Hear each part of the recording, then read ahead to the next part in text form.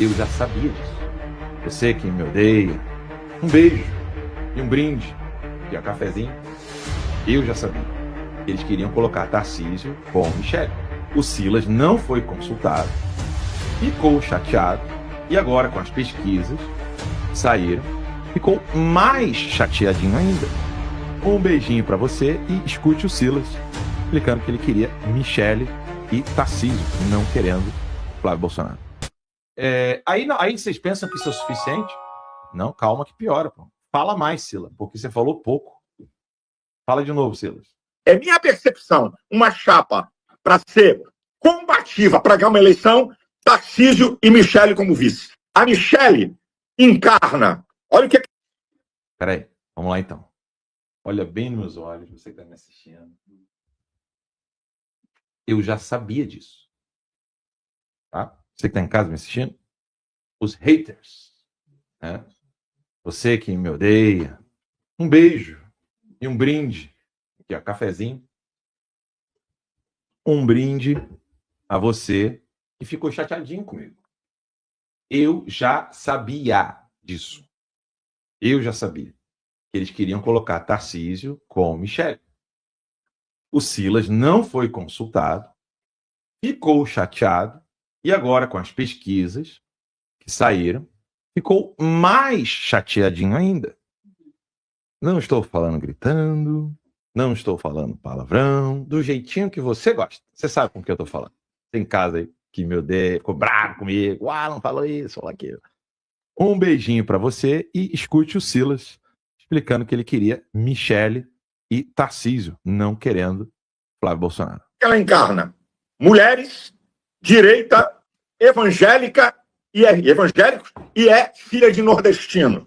O Tarcísio... Aí você pega a pesquisa, é a última que saiu aí, qual é a rejeição de Flávio? É a mesma de Bolsonaro.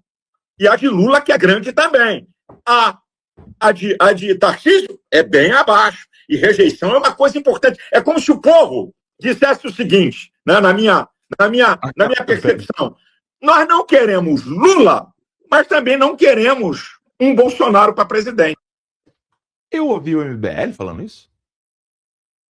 Porque esse é o discurso. Vocês lembram quando eu disse, hoje de manhã, daquela história do... Quem assistiu o Conversa Timeline de hoje de manhã, eu expliquei o quê? Como é que era o discurso do pessoal do MBL, Danilo Gentili, quem mais?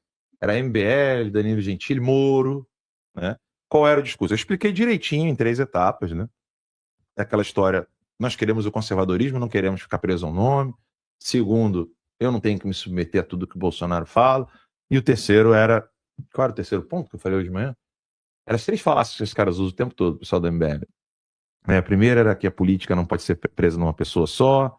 A segunda é que a gente não pode ficar baixando a cabeça para tudo que eles falam.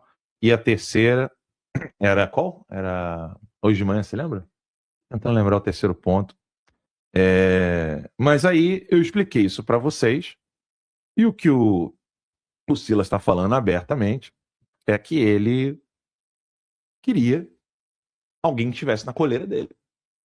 E pelo jeito Flávio não está na coleira dele. E quem mais está na coleira do Silas no Rio de Janeiro? Você que é do Rio de Janeiro, responda para mim aí, você não é bobo. Eu sei que a nossa audiência é uma audiência qualificada. Você do Rio de Janeiro, conta para mim aí se Ramagem era o nome do Silas no Rio de Janeiro ou se era Eduardo Paes. Você comente aí, né? Porque, né, que ele tá boladinho com o Flávio Bolsonaro. E aí, vamos continuar então. Fala mais, Silas, porque você tá falando pouco. Eu quero que você fale mais. É uma percepção minha. 25% a 30% do eleitorado é Bolsonaro. Mas não se ganha eleição com 25% a 30%.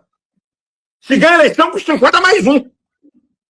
Pois é, Silas, mas em 2018, essas mesmas pesquisas falavam a mesma coisa. E quando eu tinha o Terça Livre, eu falei que o povo, se tivesse unido, poderia ir adiante e vencer as eleições. E foi exatamente isso que aconteceu. Eu me lembro bem, em 2018, tá? Eu estive em Natal, mando um abraço pro meu amigo Alisson, lá de Natal, gente boníssima, me levou para palestrar lá na universidade, falei com o pessoal da direita lá do Natal. de Natal, né, Rio Grande do Norte, e eu me encontrei com o Rogério Marinho, ainda no PSDB, e ele jurava de pé junto que as pesquisas internas do PSDB indicavam o Alckmin como vencedor. E que o Bolsonaro, infelizmente, iria se decepcionar com o sucesso dele na internet, que ele gostava muito do Bolsonaro, achava um homem muito sensato e tal, não sei o quê. O Rogério Marinho é um cara que eu gosto muito, né? Ele é um político sensacional, ele era do PSDB, hoje está no PL, é alguém que não precisaria ir para o PL, foi para o PL exatamente porque entendeu que não tinha mais espaço para ele dentro do PSDB, como para muitos outros políticos que entenderam que não tinha mais lugar para eles, o Onix não tinha mais lugar dentro dos democratas, democratas, né? DEM, O DEM, né? O Onix já tinha entendido que não tinha mais lugar para ele no DEM, o Onix foi um dos primeiros a acreditar no Bolsonaro. Mérito do Onix, mérito do Magno Malta. Todos os outros, com raríssimas exceções, e também o pastor Marco Feliciano, né? Mas, sobretudo, Magno Malta e Onix. O mérito deles de estarem em outros partidos e acreditarem e falar assim, Bolsonaro vai ser presidente, foi muito grande. Foi muito grande o mérito deles. E, em 2018, se vocês olharem bem, o Silas não estava assim apoiando o Bolsonaro. O Silas aparece num cenário posterior, quando ele já é presidente. Não fala mais, Silas. Fala porque eu estou gostando de ouvir. Mas na Baixada Fluminense... Então, você vai ter que ter voto do centro. Mais, hein? Você vai ter que ter voto dessa gente. E Bolsonaro governou com quem?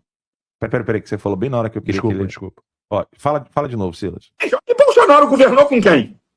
Fábio Faria, ministro das Comunicações, PSD. Ciro Nogueira, ministro, PP. Como é que o Bolsonaro conseguiu aprovar coisa? Foi com voto de quem? Da minha mãe? O Silas está falando abertamente que o Brasil, você vai ter que voltar a conversar com o Fábio Faria, do SPT News. Propondo uma chapa Tarcísio e Michel, ele já está fazendo isso, né? Sim. Não, mas não sou eu que estou dizendo isso. Eu quero que deixe claro que essa sua leitura agora que você fez é a resolução lógica, racional, porque os haters vão encher de amor com esse meu comentário. Então, é bom entender isso. A galera já botou aqui, ó, cara chato. Eu não sei se sou eu ou o Silas. Mas eu sou chato, o Olavo falava isso, né? Eu sou chato, mas estou com razão, né? É chato porque tem razão.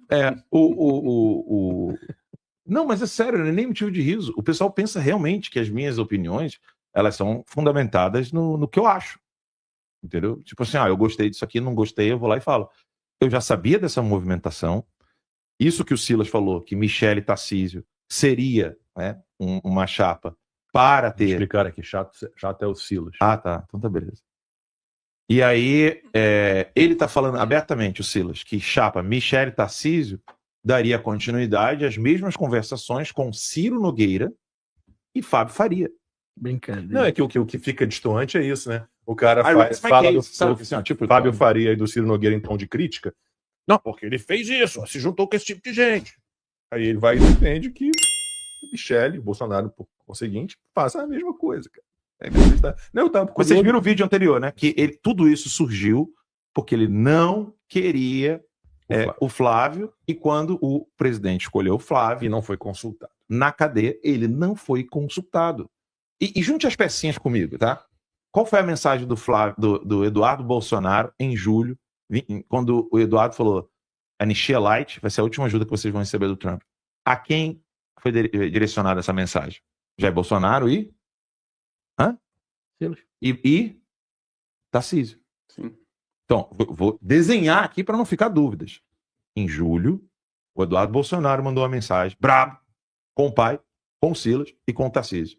Se passar anistia light, essa carta foi a última ajuda do Trump. Magnitsky cai, Jair Messias Bolsonaro está preso, precisando de cirurgia, perto de morrer. Falou, Flávio, pelo amor de Deus, toca o barco, eu não vou entregar isso para ninguém, confio em você. O Silas não queria o Flávio, não queria nenhum dos filhos, queria pegar o nome do Bolsonaro, jogar na Michele e no Tarcísio, porque com isso ele ia dar continuidade com o trabalho.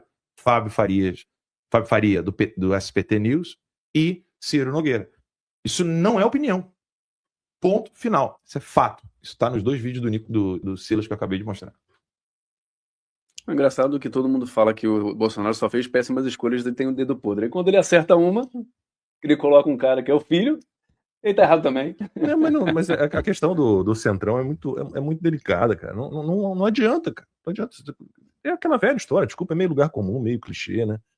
Mas quem governa sem o Centrão? Enquanto as pessoas não se tocarem do que é o Centrão, né, e não decidirem votar um pouquinho melhor, você vai estar sempre sujeito a fazer alianças com o Centrão, que é extremamente fisiológico, né, que estamos com quantos funcionários públicos? Sei lá quantos, aumentou 50 mil. 50 mil. Federais, né? Esse comentário que eu vou colocar aqui na tela é pertinente demais, tá? Porque pouca gente esquece disso. É óbvio que a primeira parte do aumento de 50 mil, né? Que só no MEC, aumento de 50 mil. Tem isso, aumento de 50 mil. O comentário do Luiz é pertinente, tá? O Malafaia confessou que queria Bolsonaro preso em casa. Ele gosta de manipular os políticos, assim como ele faz com o Sóstenes, que era funcionário dele. E, de fato, o Sóstenes era funcionário do Silas. E o Sóstenes é quem fez, junto com outros, né? Não sozinho, a tal da dosimetria. Mesmo assim, se precisar desenhar, eu desenho. É sério. Se precisar desenhar, eu desenho. E fica muito claro que você tem no Brasil uma classe política que hoje dá as cartas. E ainda hoje, tá? Ainda hoje. Eu comentei isso aqui num Conversa Timeline, se eu não me engano, que o Bolsonaro ele quebrou o plano do Centrão quando ele colocou o Flávio Bolsonaro. Lembra disso? Lembra que eu comentei isso aqui? Eu até pedi, nem sei se o corte saiu, eu tinha até pedido para o pessoal fazer um corte disso, que falei, ó, quando o Bolsonaro coloca o Flávio, ele acaba com o plano do Centrão, porque o Centrão estava gestando esse plano desde a época que eles ressuscitaram o Lula. Tá? Para mim está muito claro isso. Eles sabiam que não tinha um nome para convencer a população em 2022 que o Bolsonaro perdeu. O único nome que poderia fazer isso era o Lula.